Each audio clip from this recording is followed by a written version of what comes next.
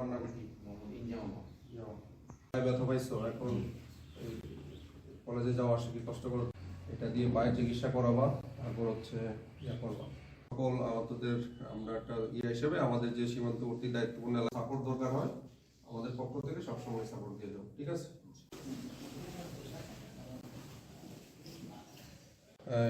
আমরা এলাকার দুস্থ মানুষের সাথে থাকি, সীমান্তবর্তী এলাকা, তারপর হচ্ছে যারা জনসাধারণ আছে, বৈষম্য বিরোধী আন্দোলনে যারা আহত হয়েছে।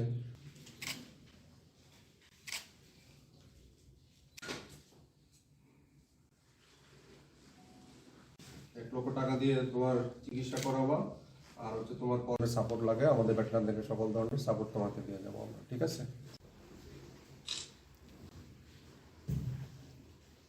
একবার যে আমরা পরে মুগ্ধ সবাই একসাথে ছিল, পালাইতে গিয়ে তখন পরে দেখি আমি পড়ে গেছি।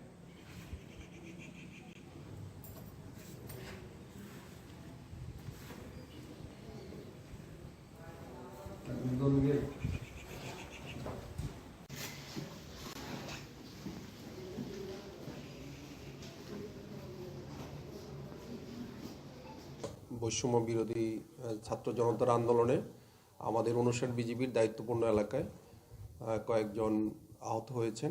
তো আমাদের বিজিবি মহাপরিচালক আমাদেরকে নির্দেশ দিয়েছে যে এই ছাত্র জনতাকে চিকিৎসা এবং পুনর্বাসন করার জন্য। তো সেই হিসাবে আমাদের 59 বিজিবির দায়িত্বপূর্ণ এলাকা সোনা মসজিদ এলাকায় একজন ছাত্র আছে, তার নাম আসমাউল, সে রাজশাহী কলেজে পড়ে। তো আমরা তাকে সিলেক্ট করেছি।